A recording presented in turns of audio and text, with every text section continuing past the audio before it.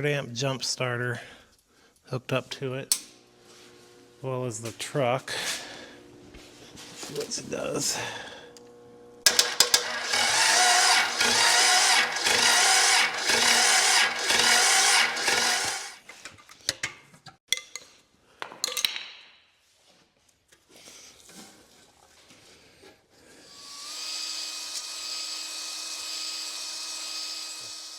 Hey everybody, it's Mike. Welcome back to my channel.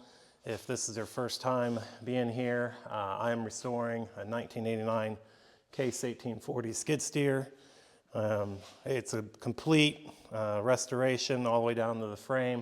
You can check out some of my other videos where I sandblasted it, tore everything apart.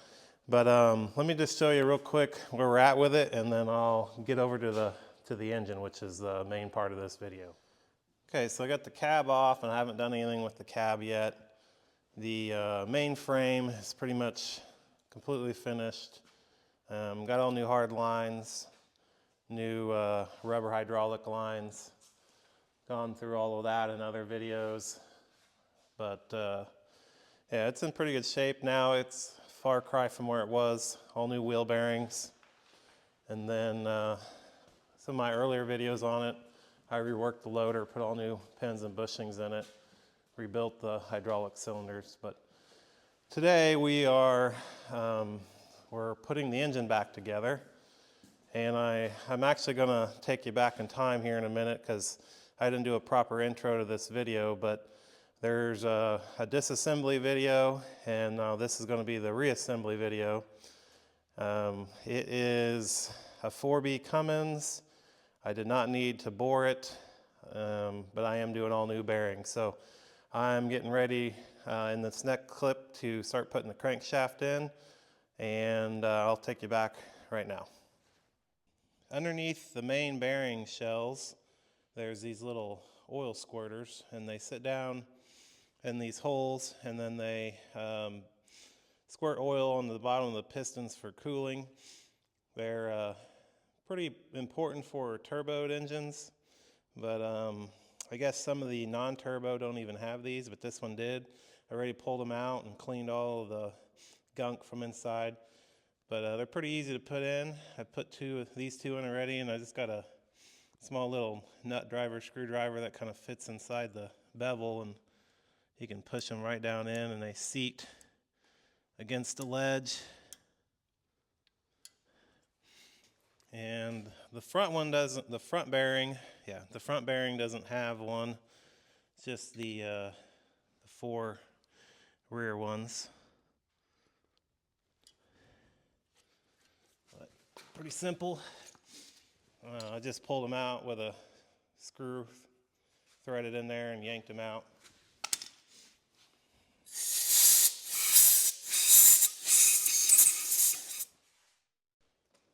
Basically everything I'm using for this build are moly cleveite parts.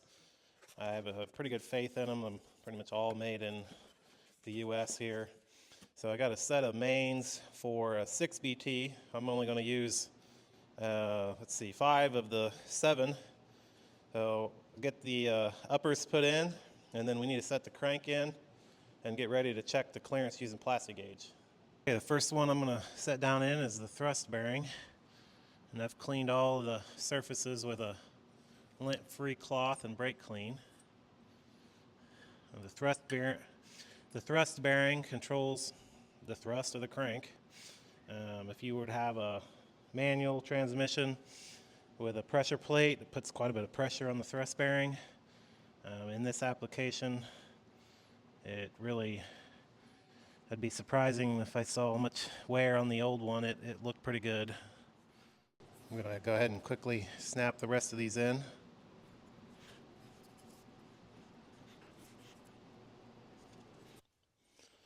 Okay, we're going to carefully set the crank in here, and we're going to set it in dry. And we're going to set it in dry because we need to Plasti-gauge it. And to do that properly, we can't have any lubricant in, otherwise it could change the crush of the Plasti-gauge and give us an incorrect bearing clearance. So I'm going to grab the crank, try to set it in here without scratching anything.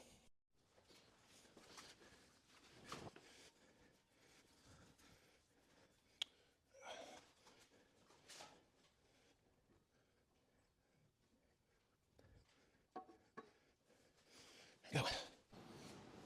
Okay, a few days ago I ultrasonic cleaned all the main caps and they should be ready to go. I did mark them all before I took them out, but I found out they're factory marked here. This is a new lower replacement bearing, all cleaned up and ready to go. So we'll put that in there.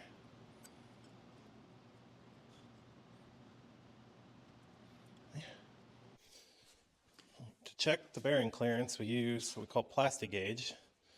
It's got all these little widths and numbers on the outside of the packaging here. But what you do is you open this up, and you take a little sliver of this stuff and cut it off.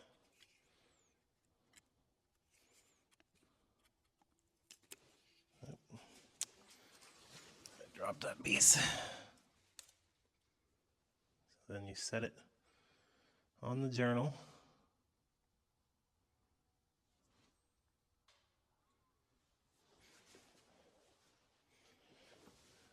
Now you're going to take your cap and gently set it on there so you don't knock the Plasti-gauge off.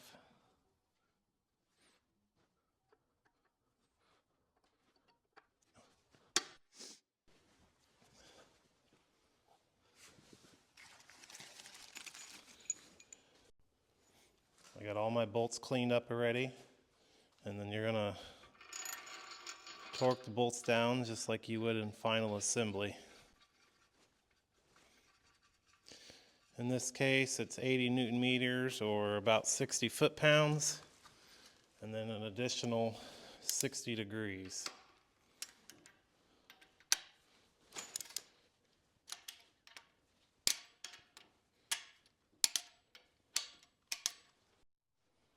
All right, 60 degrees is basically 1/6 of a circle.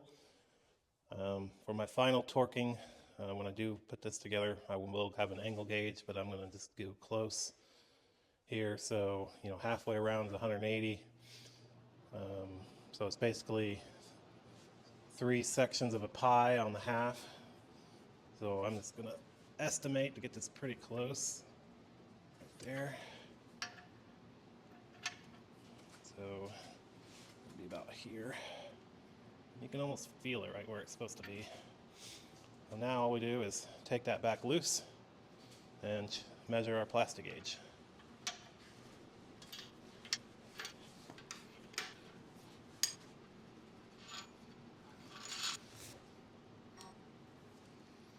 Okay. Sometimes it'll stick to the crank. There you can see it.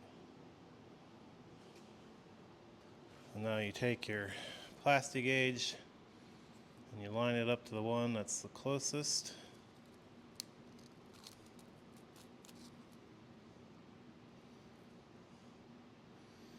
It looks like we got a journal clearance of about 4 thousandths. Okay, so I just checked the book for the journal clearance, and it says I had to convert it to inches. So it's be basically 1.5 thousandths to 4.5 thousandths is the standard clearance. Maximum service limit is 5.5 thousandths, so we are within the standard. So really there's no concern with that. I'm going to go ahead and do the rest of these just the same, and I will let you know the results. Alright, I'm on the last one here. So far they've all been exactly the same as the first one. And this one's pretty much the same way. Right about a 4 thousandths clearance. So that's good news. Everything's within spec. I can pull the crank back out and get some assembly lube on those upper bearing shells and go back for final assembly.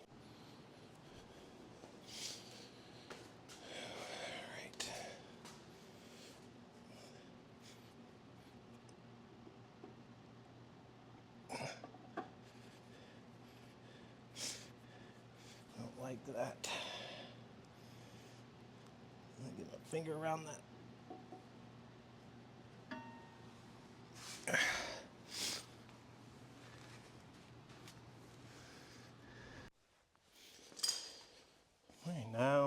we can start the final assembly. Got some Lucas assembly lube.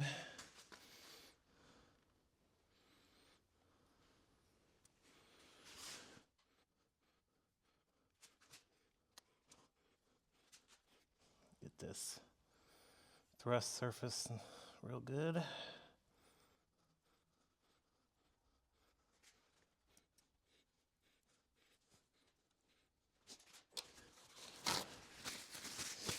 Now I gotta lift the crank back in.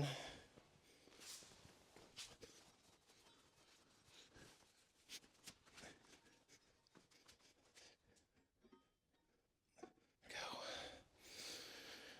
Yeah, it's nice to see. And all the caps, everything needs to go back on and do a final torque. Got everything kind of hand tight, and it turns real nice and smooth. I'm going to run it, torque them to that initial, 50 or 60 foot-pounds. I'll spin it every time I get one torqued down. This is the first stage of torquing. We still have that 60 degrees, I think it was.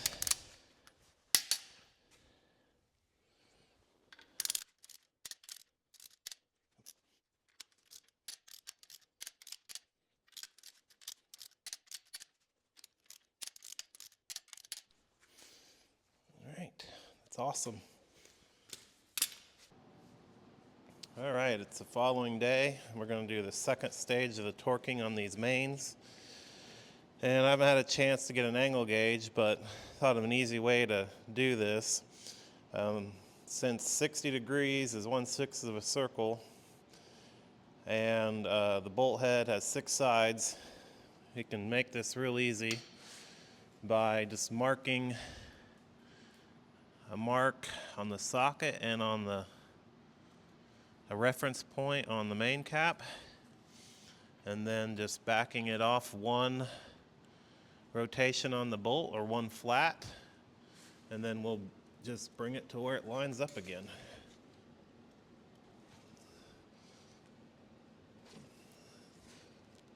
There we go. That's an additional 60 degrees. One more time here.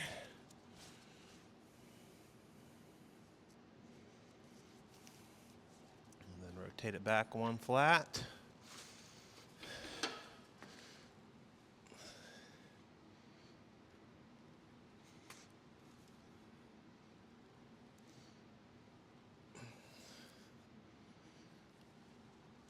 There we go. All the main bearings are torqued down. Need to check crank in play. Show you how it's done. If you've seen some conflicting information of what it's supposed to be, this particular manual that I printed for this shows 1.5 to 5, which seems too tight to me, but 2 other manuals, one said 5 to 10, and I see another that says 5 to 17.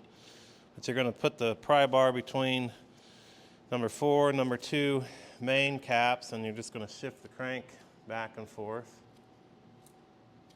And that's showing about 7.5 to 8 thousandths in play. Give you a better look at the indicator here while I'm doing that, so you can see it.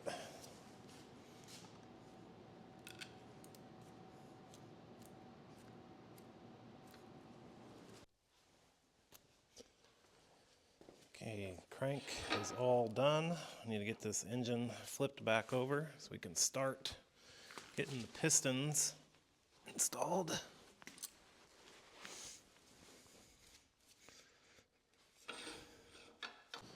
Okay, first step in getting the pistons and rings in is taking the new ring and getting an end clearance spec. So we're going to insert it into the bore here.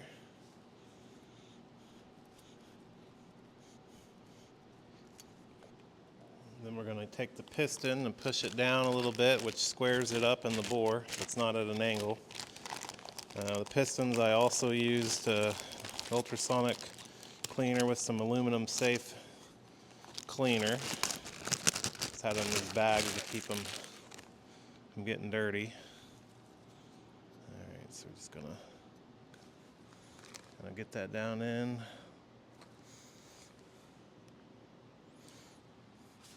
It's pretty straight. And then we will use a feeler gauge and measure the end gap. Gap right there. Okay, I got it figured out that the end gap is 23 thousandths, which is good. Our prior end gap, which I have it written down in the book before with the old ring, was let's see, 0.8 millimeter or 32 thousandths. So we basically took about 10 thousandths out of the ring gap by putting new rings in, so that's great. So it should be good to carry on. All right, need to get the rings installed on the original pistons. I got a packet of rings open here.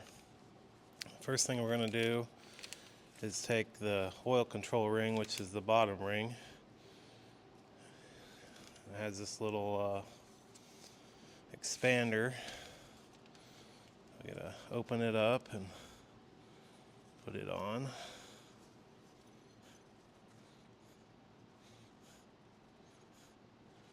Right. And then over the expander goes the oil control ring, and this particular one doesn't have any marking or bevel or anything that would indicate it needs to go one way or another. I'm going to use my circlip expander for this.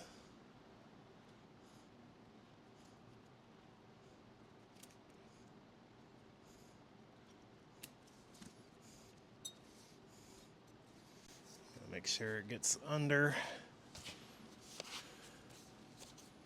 where it's supposed to be.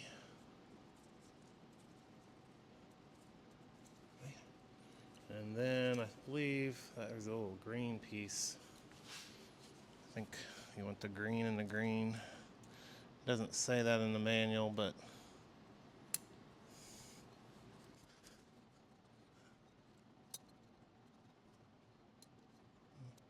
doesn't want to rotate very readily.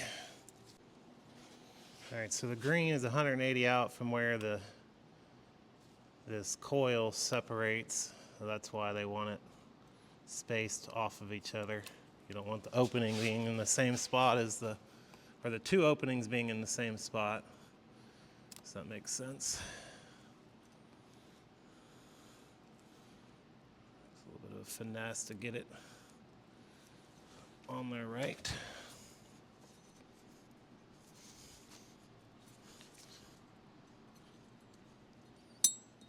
There we go.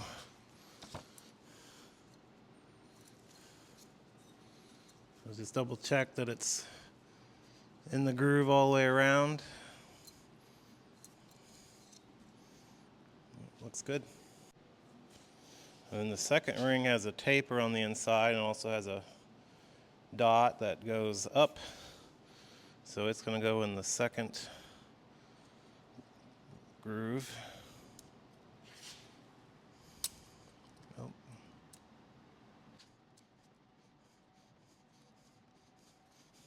And then the last one also has, it's a square ring, but it also has a dot that faces up.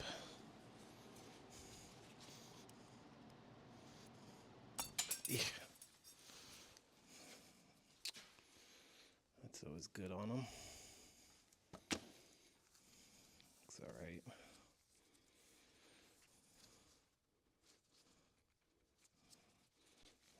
No harm done.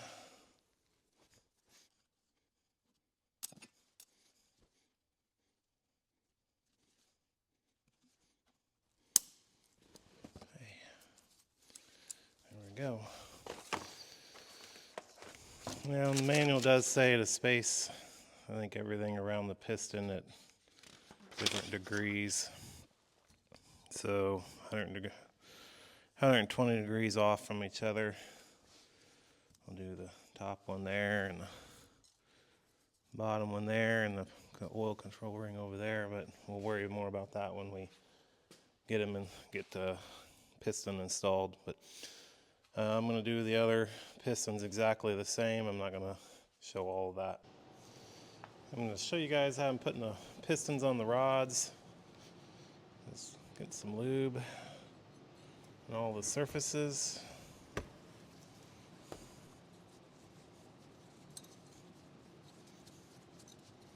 Right. When I took this apart, I made note that the writing on this pin went to the circlip that I left in the piston. That way I could keep the mating surfaces all the same from the way it was.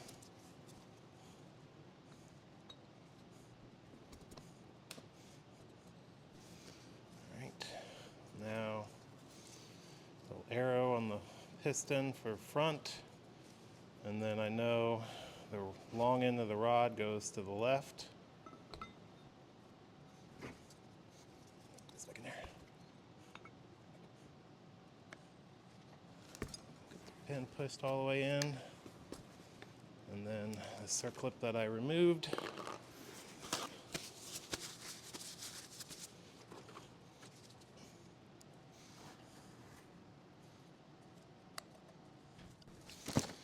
Make sure it's seated all the way, and there we go. Well, you know how people say you can't believe everything you read on the internet?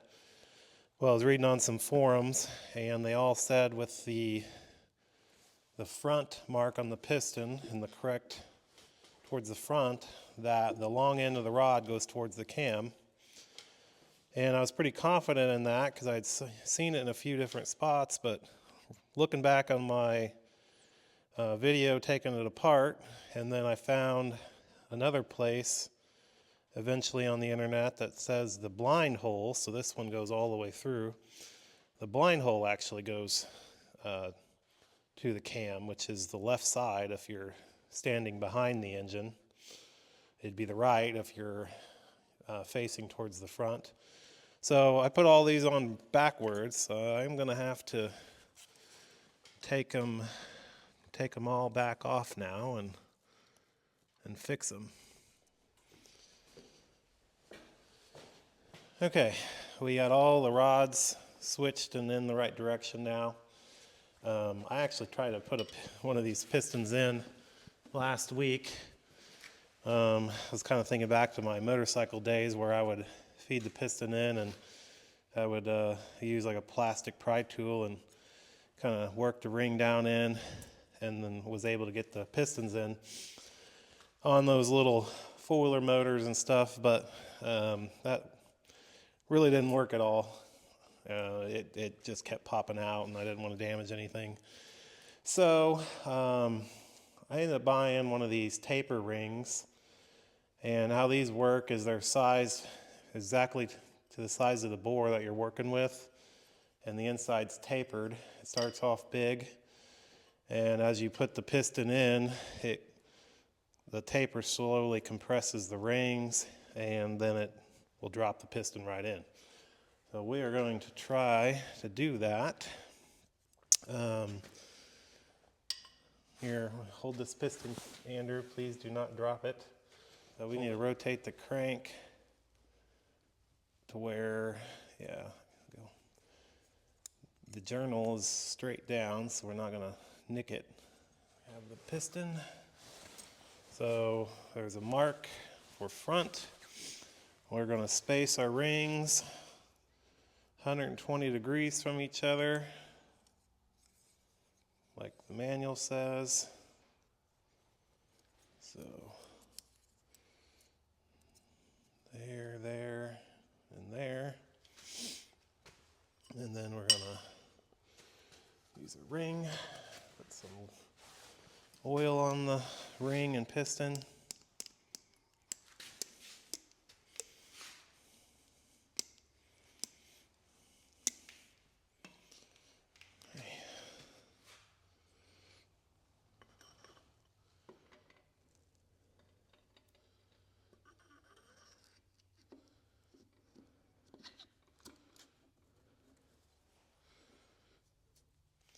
All right, this is the little trim tool I was trying to use to get the ring started. I'm going to use it now to, so there we go.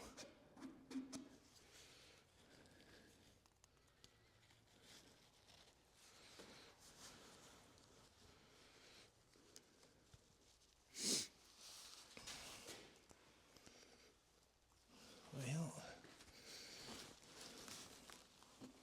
there we go. There it goes.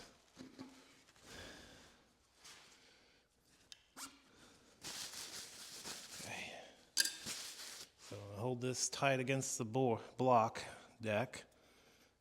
There we go. Okay, I'm going to put in number 4 next because the crank is also straight down with number 4. And then we'll flip it over and connect it to the crankshaft. Hold the piston again, Andrew. Okay, front. Let's get the rings. 120 off like I did the other one. All right.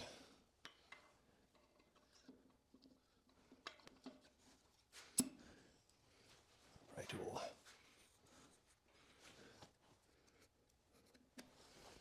right, it's going a little bit easier this go around.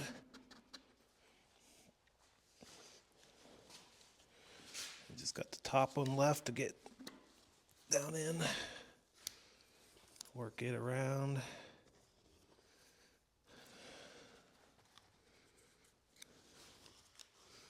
It's okay, bud. There we go. Okay. And now we just push it down in.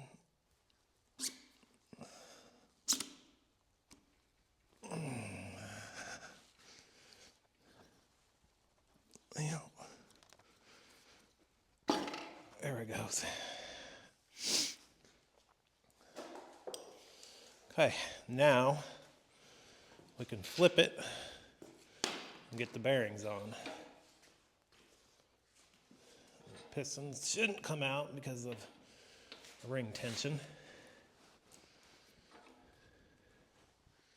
Okay, with it upside down, we got the rod there and down in there. Now we're going to drop the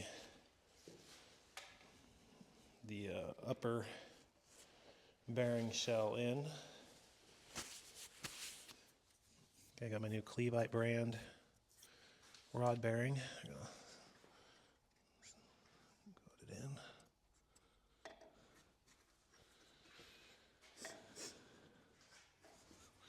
Sorry, it's kind of hard to film this and do it at the same time. Okay, it's in there. And then we will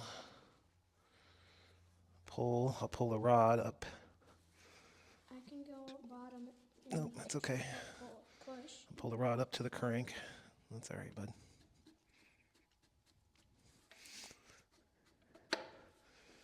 Okay. That's it. All right, now we need to Plasti-gauge it. Okay, here's the cap for number 4. I marked it. We will put the liner, our bearing shell.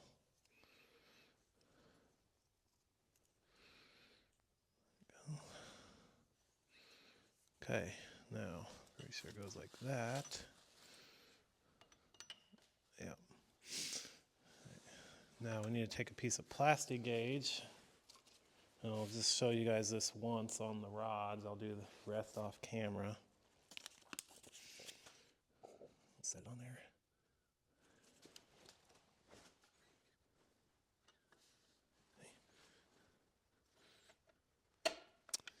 Oop. It's not quite right.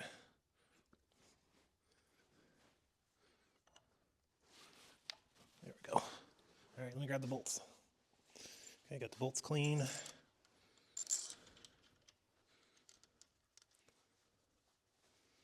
And then the torque converted to foot-pounds is 44 initial.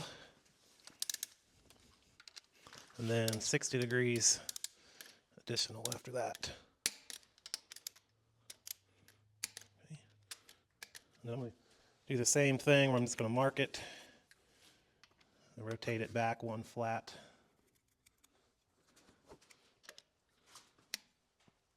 Okay.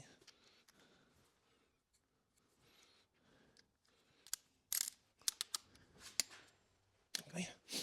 Now we can take it loose and check our Plasti-gauge. Yes, I know you're not supposed to use your torque wrench backwards.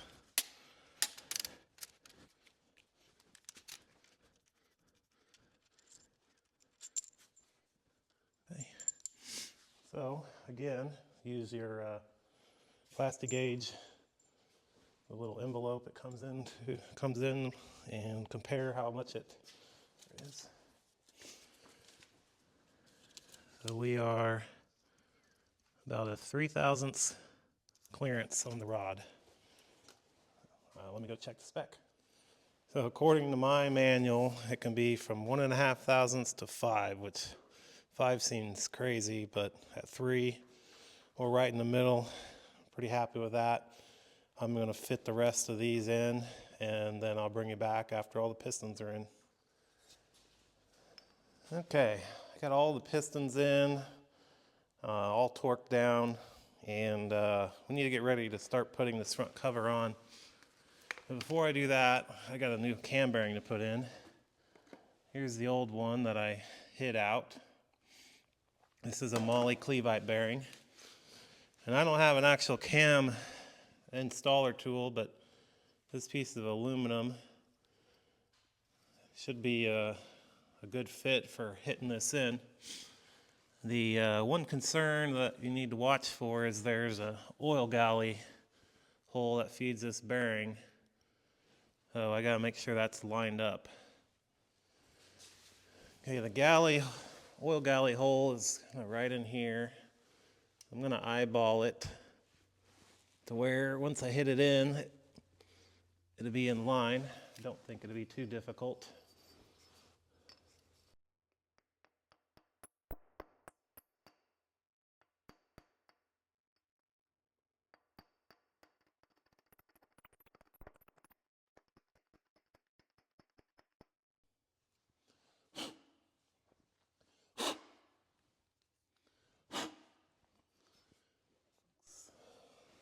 Good so far.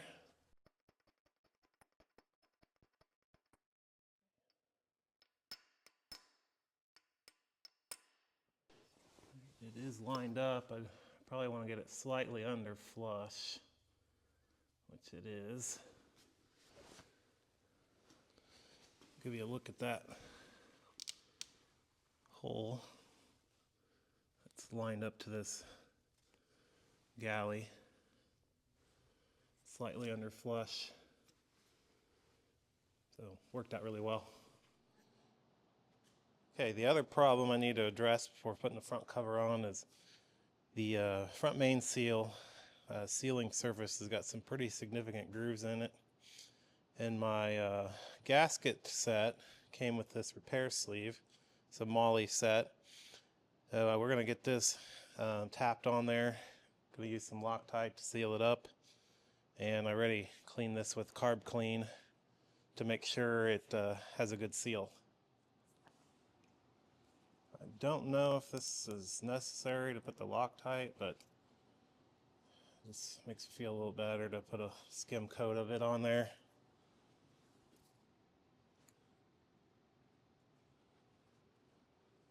Definitely would make it harder to get off.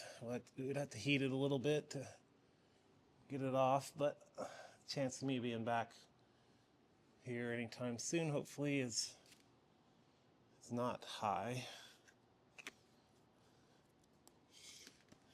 And then there's a kind of a larger bevel on one side to get this started. And I got this chunk of brass that I'm going to use to tap it on there with.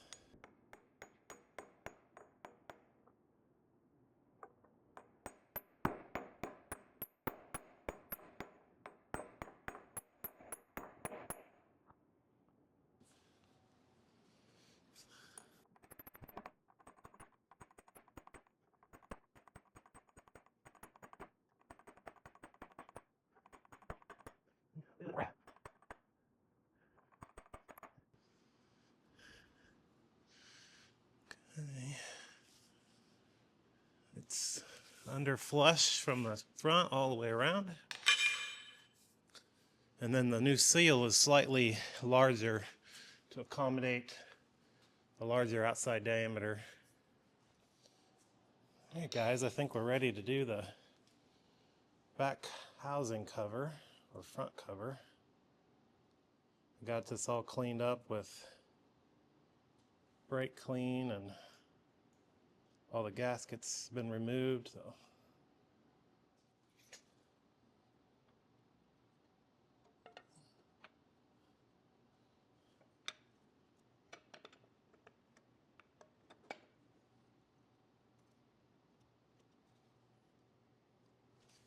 So temporary put a bolt in here to hold the gasket in place when you get some Loctite on those.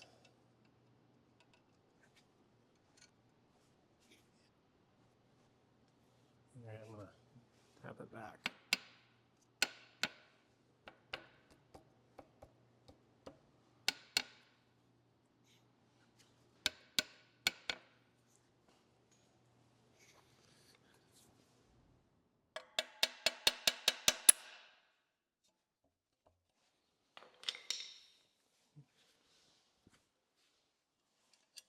Put some Loctite 243 on here to keep it. I guess they've, not only does this pin come out, which is called the killer dowel pin, these bolts can back out and get into these timing components.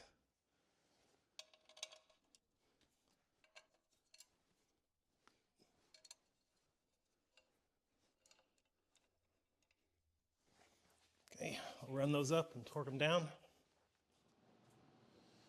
I'm just going to torque these down. I think it was 27 Newton meters. I don't know what that is on inch pounds.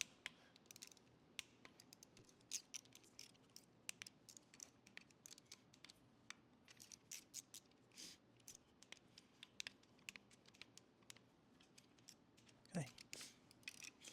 Yeah, I'm going to address the killer dowel pin situation. So the killer dowel pin on the Cummins is this dowel, which aligns the front cover, can back out. Some people put a piece of metal over it. I'm just going to peen the hole over so that it can't come out.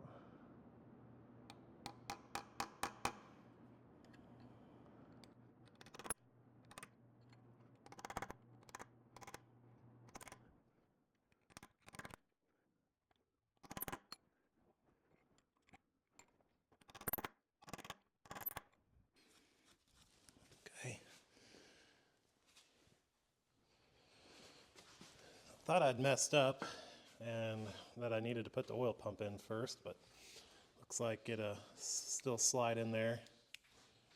So I got it all cleaned, the bolts clean. I think I'm going to squirt some oil down in the pump.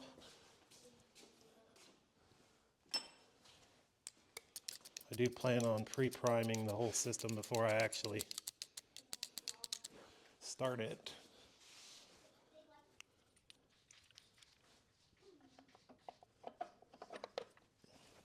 And then I'm also going to put Loctite on these bolts as well.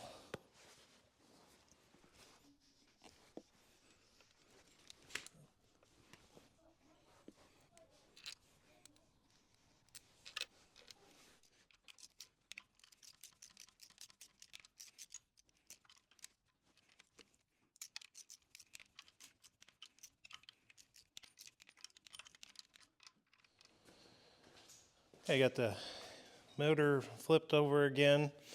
It's time to get the camshaft installed. If you watched the teardown video, you would have saw me pull this out and finding this lobe on cylinder 1 damaged, and also the tappet. I sent this out to a company called Delta Camshaft in Tacoma, Washington, and they reground it because I didn't want to put an aftermarket cam in it. They didn't have to take too much off. They also touched up the top of these tappets. So I'm pretty happy with how that all went. We're gonna get all these tappets put down in there and get the cam installed.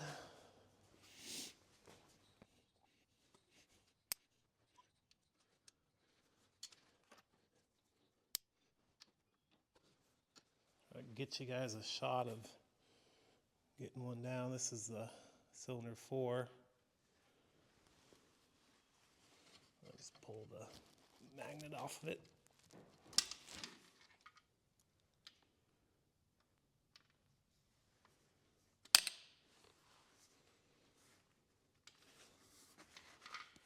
I went ahead and pressed the gear on off camera in my hydraulic press. It wasn't anything too exciting. It went on pretty easily.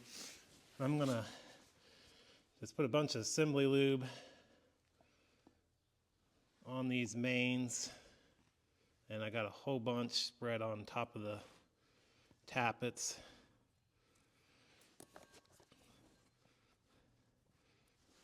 Try to feed this in.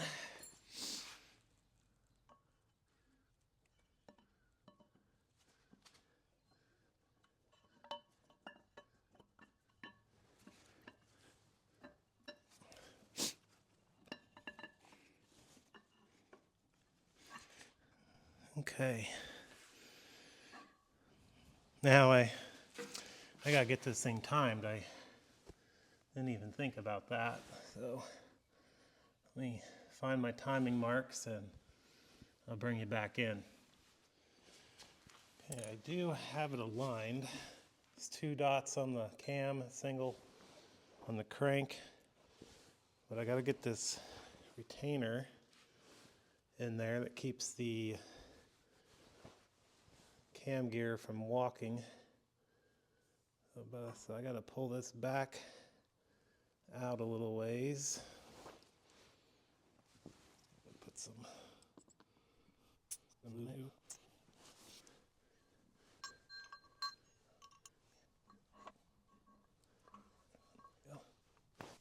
And then the bolts, I'm going to Loctite those.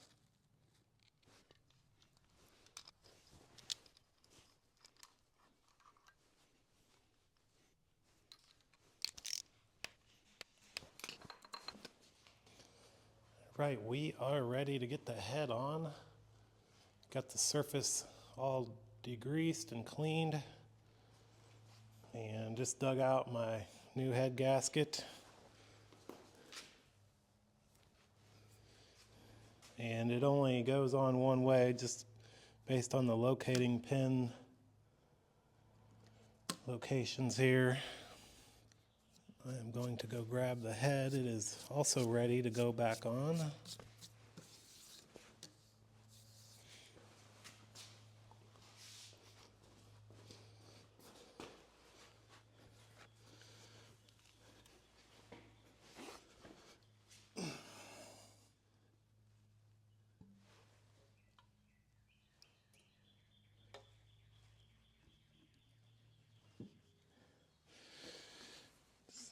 Not quite on yet. There we go. She fell right in.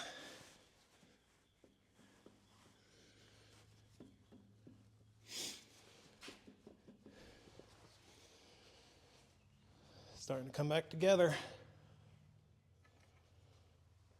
Give you a good look at it here. And a couple weeks ago I cleaned up all my head bolts, so I should be pretty much ready to bolt it down. I'll go grab those bolts and I'll get this thing torqued on. Okay, I got the threads oiled and the underneath the heads oiled, which is what the manual says to do.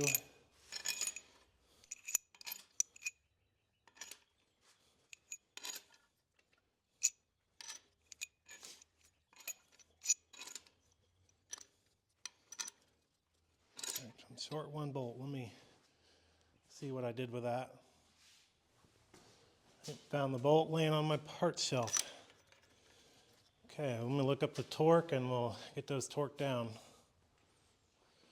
Okay, just check the manual. It actually says to just barely snug the head bolts down and then install the rocker arms. So I'm not going to torque these yet, but I'm going to run them up with this little Milwaukee gun. I'm not sure of the reasoning for that, but it will be more clear here once we get them installed.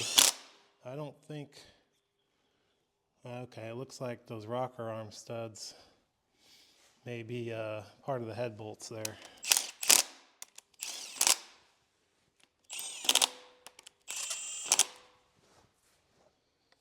So got the push rods mostly installed here. Drop.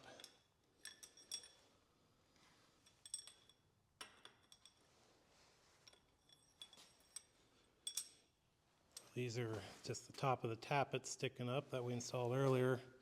And the rocker arm bolts actually do act as the head bolts on this side, so that's why the manual has you do that. So I'm going to go grab those, get those set on here, and then we can torque it up. We need a taller camera stand. I'm going to try to do this one-handed so you can see.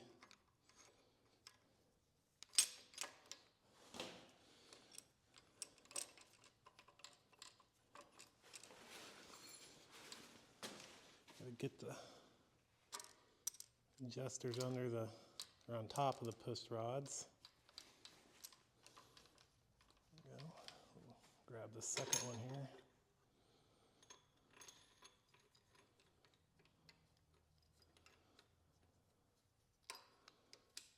Arm rotated around.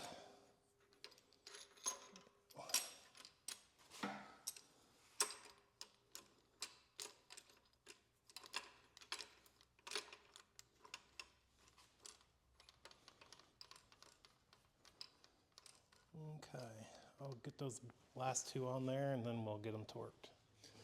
So this is a multi-step process. First is 30 foot-pounds.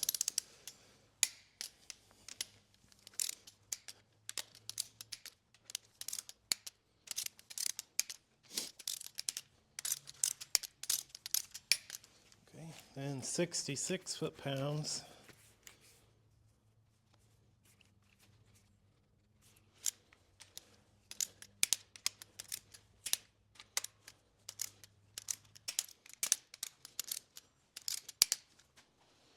Third torquing step is just these shorter bolts to 88 foot-pounds.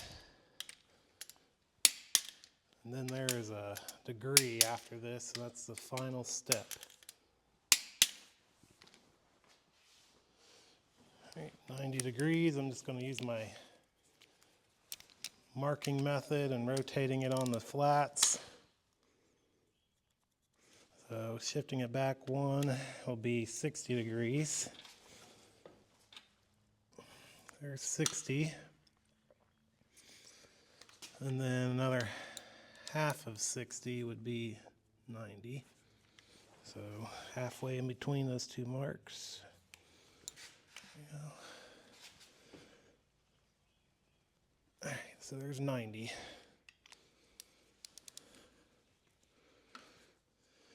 This is rather time consuming, but a very important part of building the engine.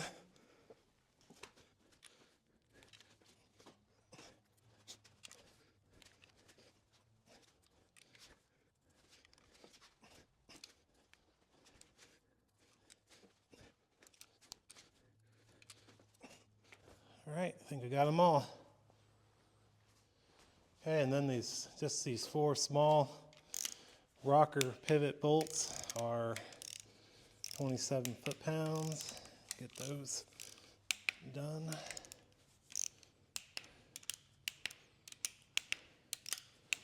Okay.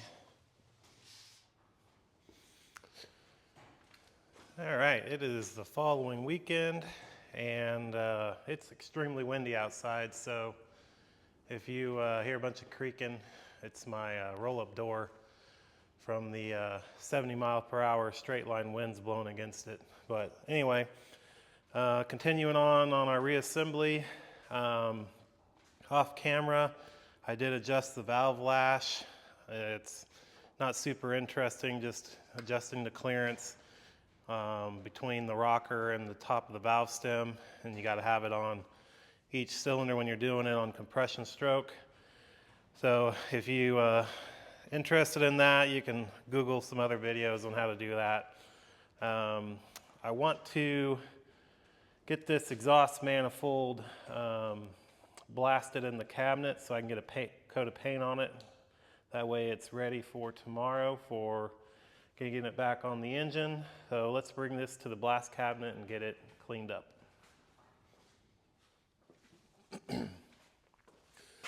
All right, in this blast cabinet I have aluminum oxide. I just topped it off because I was having issues getting the sand to pick up.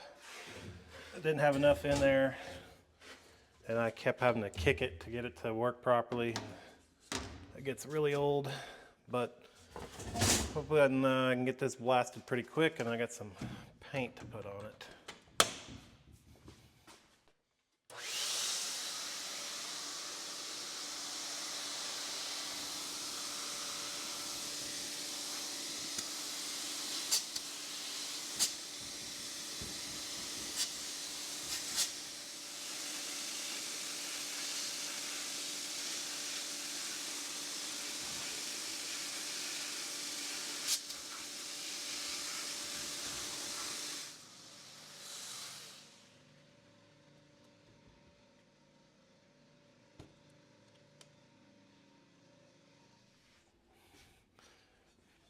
Well, it turned out really well. Fairly pitted from rust, but not terrible, and definitely won't affect its operation. But we got to get this thing cleaned out because we definitely don't want any leftover sand in there.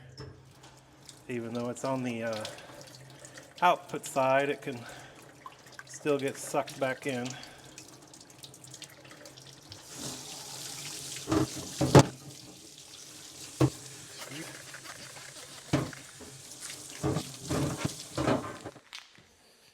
Okay, I picked up some of this VHT flame proof paint. Supposed to be good to 2,000 degrees Fahrenheit. I realize it's probably over time going to burn off, but keep it looking good for a little while. I got the gasket area masked off. Just going to do a couple of light coats on this.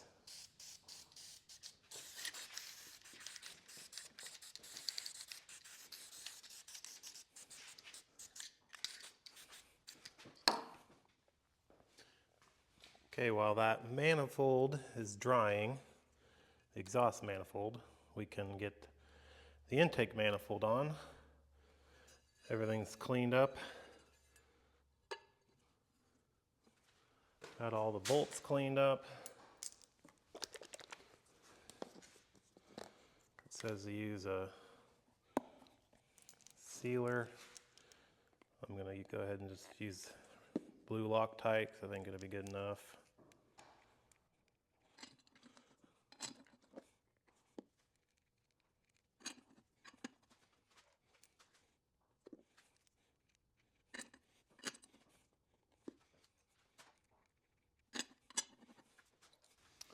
These last two get the fuel line brackets.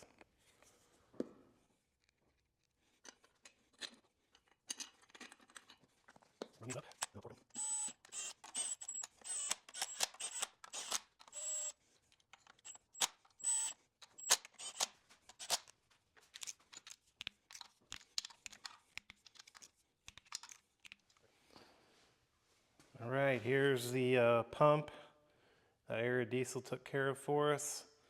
I got a new gasket on it, and I painted it, and it is locked. This lock bolt where they air time it. I don't know how that's done. Something, you put air in a chamber or something, and it puts it on top dead center number 1, I believe. But I don't really need to worry about that because it's set.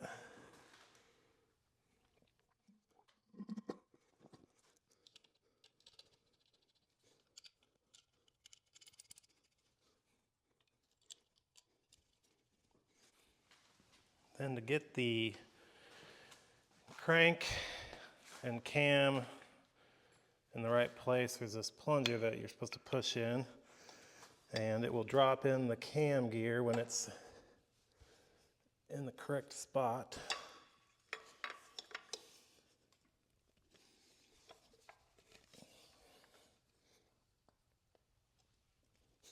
Not exactly the easiest to turn over by hand. Okay, I was 180 out. It should be close now. There we go. Yep. And then our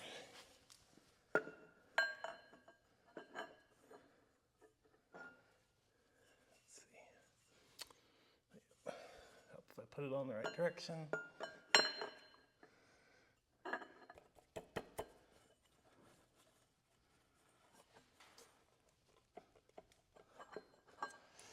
Shouldn't be this hard, people. What am I doing wrong?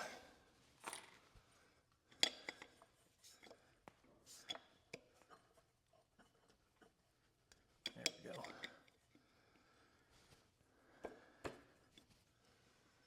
Okay. So it is lined with F.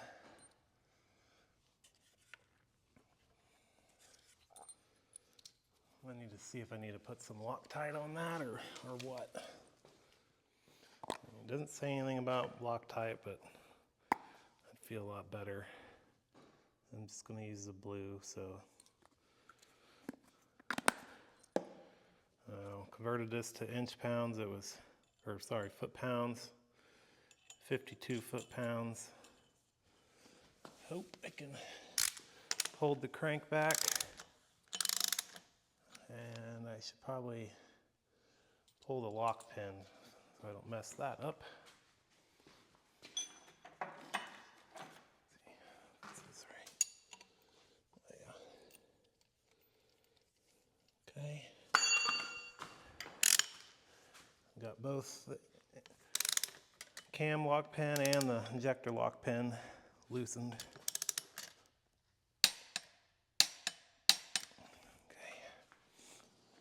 So I realized I made a mistake. I put this gear on aligned with the F, and reviewing my video footage and reading the manual, it actually says it needs to be lined up with the A. So I'm going to pull this back off, and I'll bring you guys back when it's finished. Okay, got it fixed. If you get a close up, there's the A mark. The timing mark, and then there's two circles, and then the little mark, circle mark sits between the two. So that should be cam in time, injector pump in time. And then on the back side, you got 3 nuts, and there's a little mark that's put in the back of the timing cover. I'm gonna torque this down. This could potentially need to be adjusted once the engine's running, but this should start and run good right here.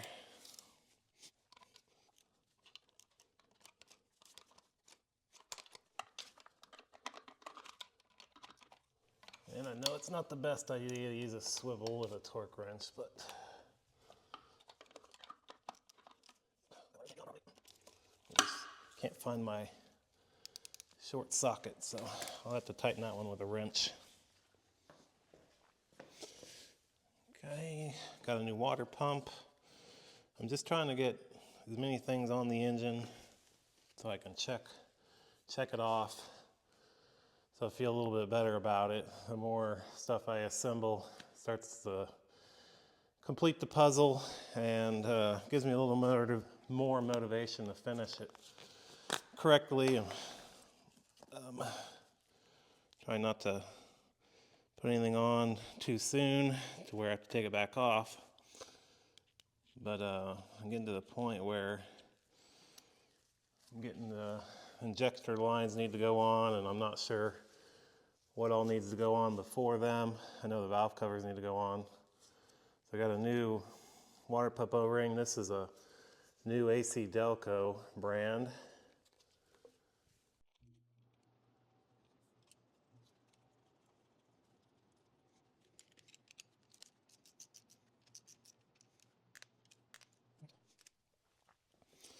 Okay, went ahead and put a few miscellaneous stuff on off camera. The filler tube, there's an oil galley plug, oil pressure sensor, and this is the fuel lift pump. I'm not going to replace it as it was replaced relatively recently based on how new it looks, and I just didn't see the reason to replace it again. I got a new gasket here, and then we're going to get some Loctite on the bolts.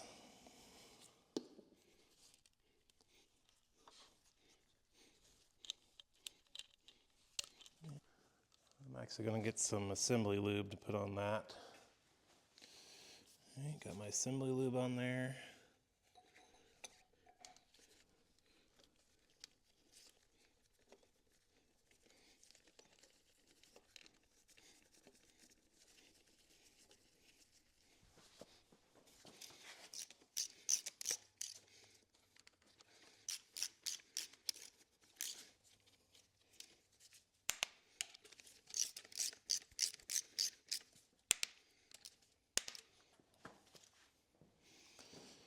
Okay, I ran this lower manifold, coolant manifold, through the sandblaster. A new rubber gasket here. Let's see. Just gonna start a couple of these, but I do want to put Loctite on them as also. Got the Loctite on off camera. These are about 35 foot-pounds.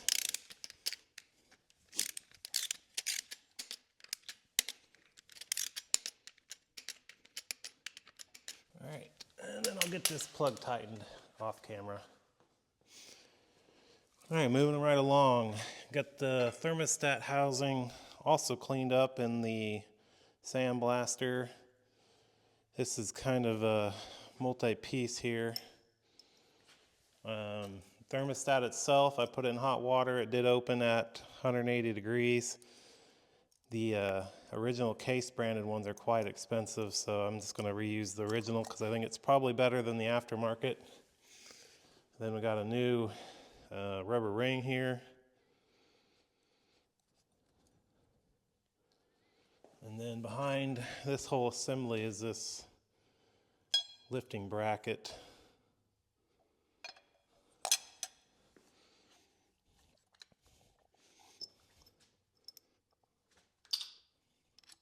Already got my Loctite on.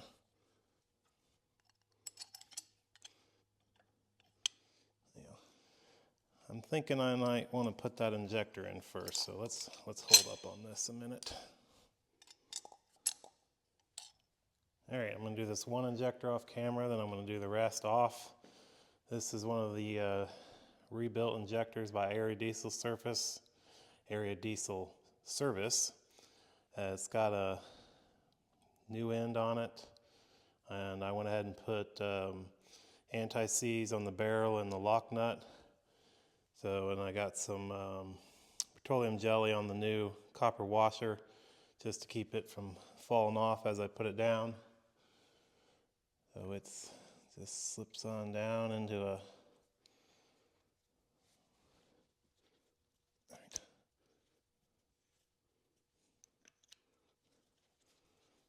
get it started and then get the injector body lined up.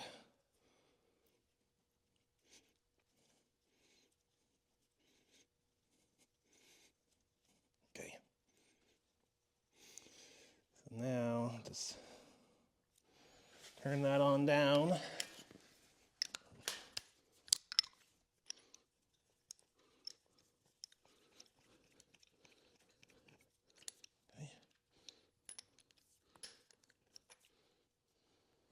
The factory tool allows you to hold the body while you tighten the nut. I don't have that, so I'm hoping it doesn't rotate.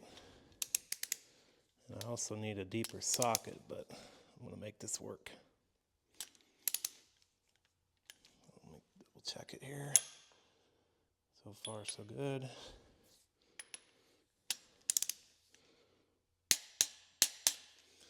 All right. Good enough. Now that that injector's in spot, this shouldn't be in the way.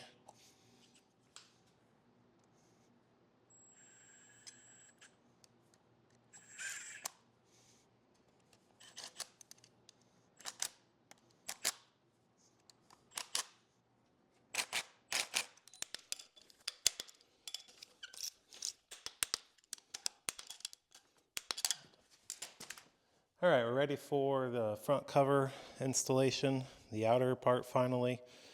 One thing that was new to me on this engine is it has a Teflon front and main rear seal, front and rear main seal, and I'm used to putting grease on rubber lip seals, but I guess that's a big no-no on this style. You're supposed to keep them completely dry.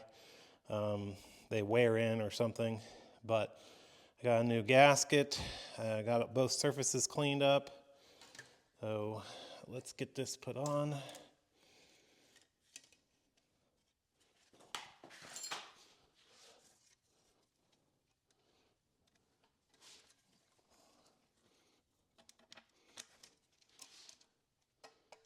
I almost made a mistake. There's an installer's tool that you're supposed to use. That would have been bad because I would have rolled the lip. All right, try this again.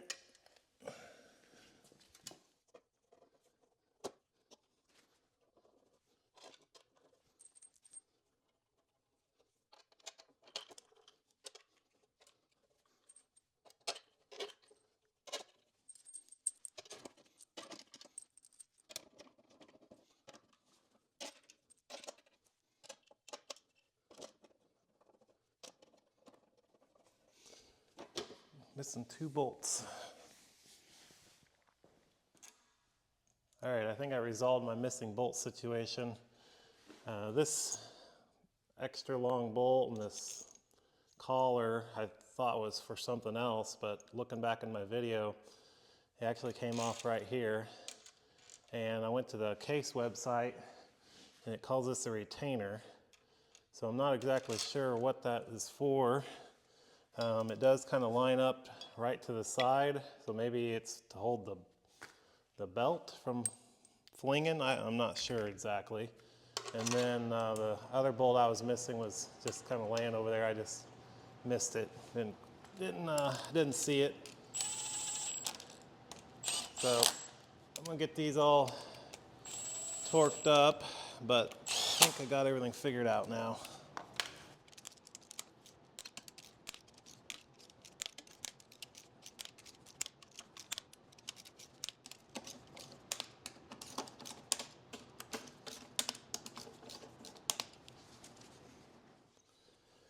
Getting down to just the oil pan, valve covers, and injector lines. But what I'm going to do next may be somewhat controversial. I got this, we call it like an oil bomb or oil tank. I can pressurize it and feed pressurized oil into the engine. And I am going to pre-pressurize this engine. And to do that, I'm going to screw this nipple on top of the filter housing here.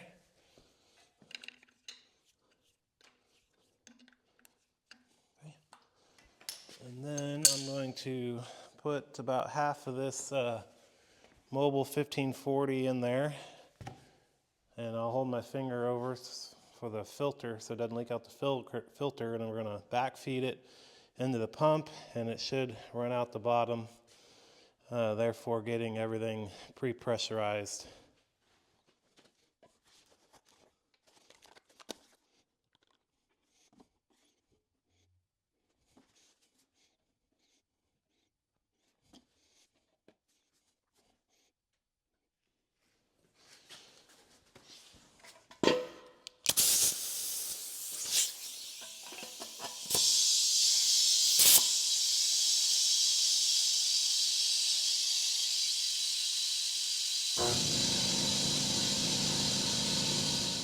Okay, I purged this line of any old fluid.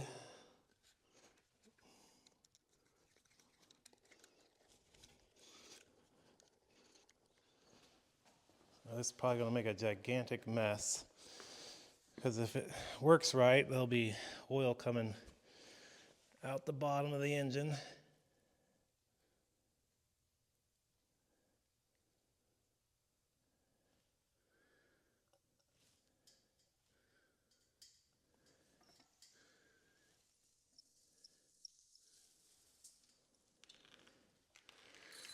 There it is.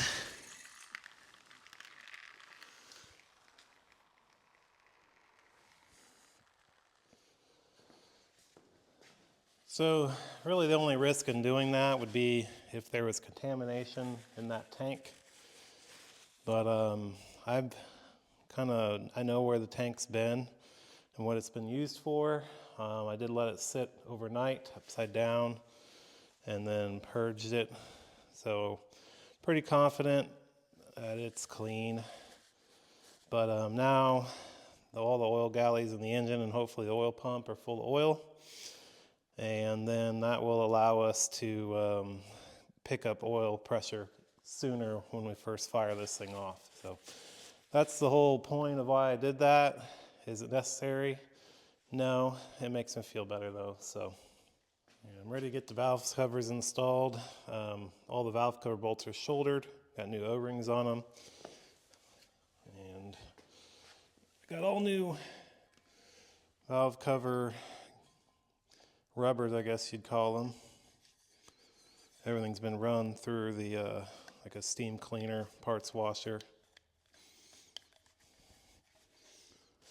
I think these are all the same.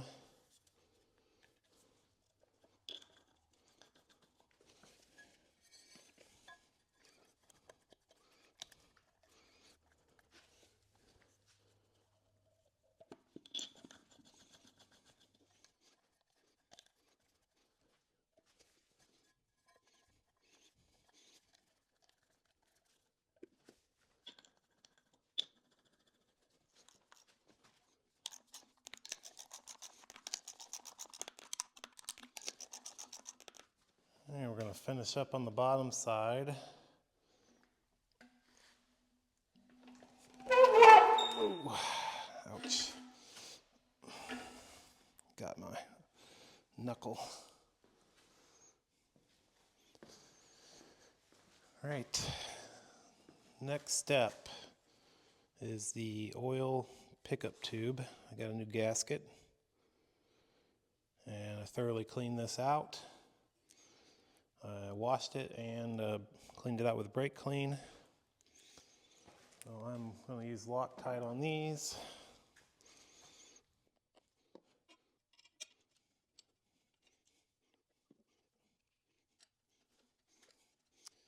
Clean that out.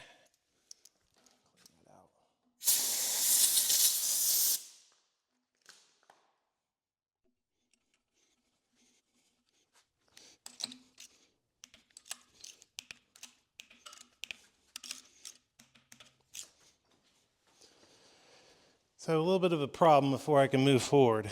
I can't get the rear main seal on to get the oil pan on because I got the fingers of this stand in the way, and I would really prefer not to reposition it. So I think I'm going to do is take these two bolts out and get the fingers off. And that's these two fingers down here alone is not strong enough to hold the block. And I'm going to use a jack, hold up on the back side of the engine. I just rebuilt this jack so it shouldn't leak down. All right, now I can take all this loose so I can get the rear main on.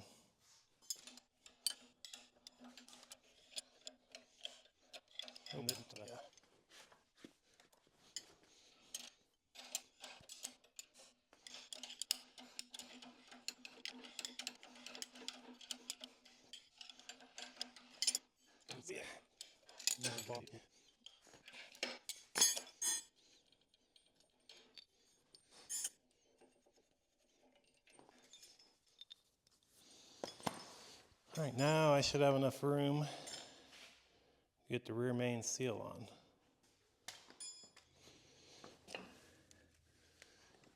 Okay, just like the front seal, the crank has to be completely dry. There's this guide, and I got a new gasket. So I'm going to attempt to get this on there without dropping anything.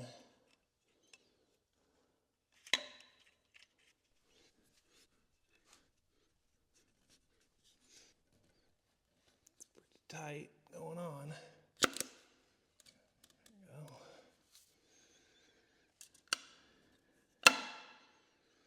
Okay, got it.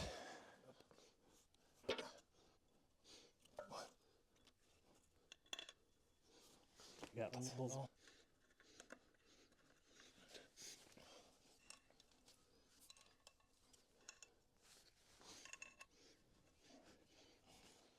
All right, took the bolts off camera. Now we can remove this guide. And we need to trim the gaskets protruding up here, and also on the front cover we'll trim that before we get the pan on. All right, got this the arms back on the back, so I can let the jack pressure off. And that was a lot easier than remounting the whole engine, so I don't regret doing that at all. Okay, ready for the oil pan. Let's see if this, I got it right here the first time. Yep. Got it all cleaned off, and used brake clean, washed it multiple times, so it should be really clean. Let's see, this is the back.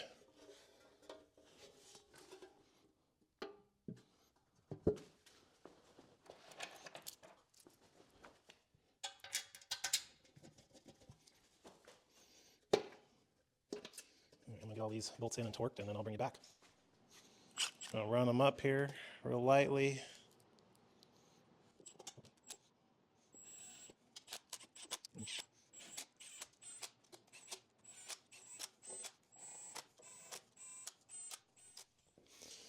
Okay, just clean this part up. This is the oil fill. The cap is full of mud and gunk. So this just uses hose clamps to secure it on there. Already got one down on there.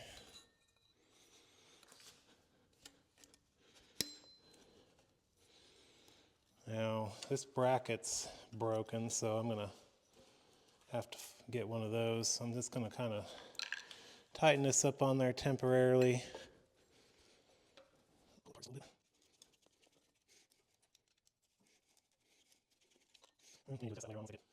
This figured out here. We'll get this. I just wanted to get this closed up so nothing went down in the engine. So that'll be good enough for now until I can locate that bracket. Okay, last step to get all the injector lines installed. I'm going to start with the return line I got sitting here. They gave me some new gaskets. I'm going to put all the little bolts. These are banjo bolts. I'm just going to set them up so I have them here in place, and then pull these little plugs out of the side of the injectors.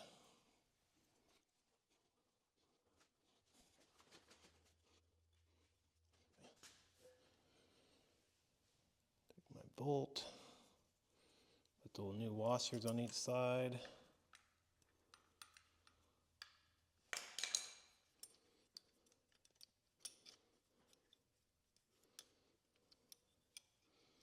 Just going to get it started so I can get the rest of them on.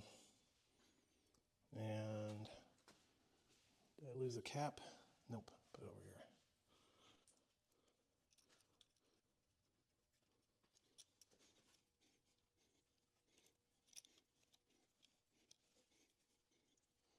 Well, my battery died, so I got to catch you guys up because I did a fair amount of work that you guys couldn't see.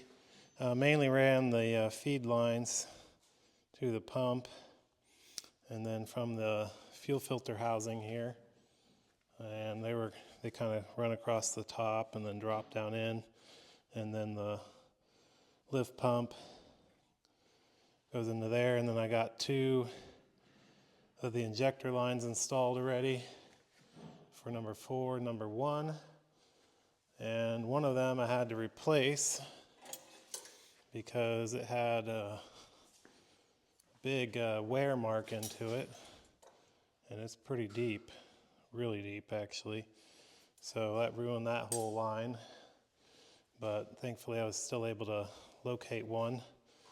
But I'm going to get the last 2 injector lines on. Let's see. Thinking. Not real sure which. All right, that must be number 1. It goes up there.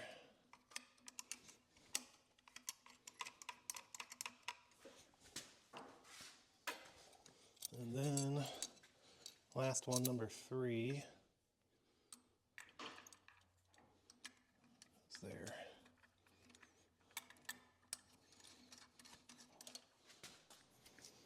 I got the line clamp hardware here.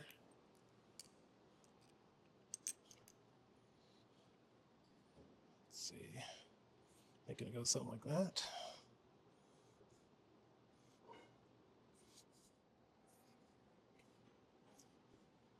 I might have to move these bolts around a little bit while I hold the intake down.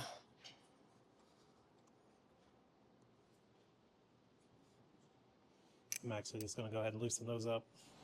All right, got those loose. Now I can move that bracket around to anywhere I need it.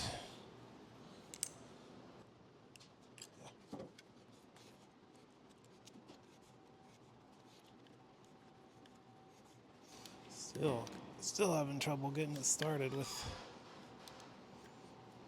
with all that play in there. Got the bolt started, just need to do a little bit more lining on that. And I dropped the bolt down in there. I've been working at this several hours. I'm getting tired and getting a little sloppy. So I need to call it quits here pretty soon.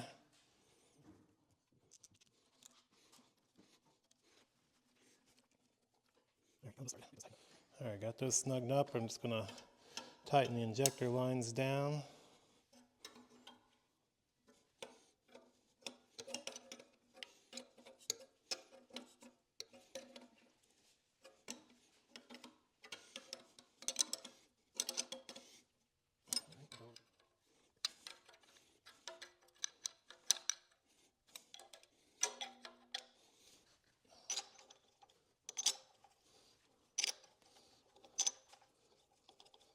This is the adapter for the hydraulic pump drive, not the wheel pump, but the pump that drives the lift. So like the loader lift arms, the tilt, it's 2 different pumps. The wheels are driven by a different pump. It's called the twin pump. We'll get into that on the next video. Well, not the next video, but a couple videos from now.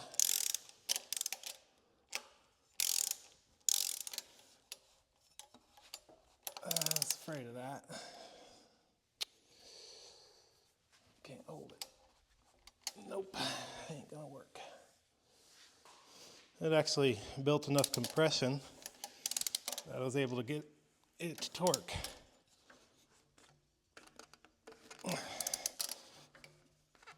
Well, did on the one.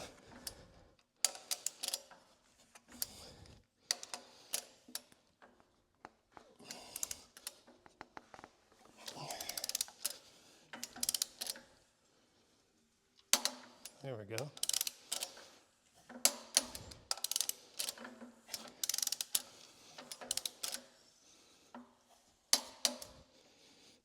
which one I did and didn't do. All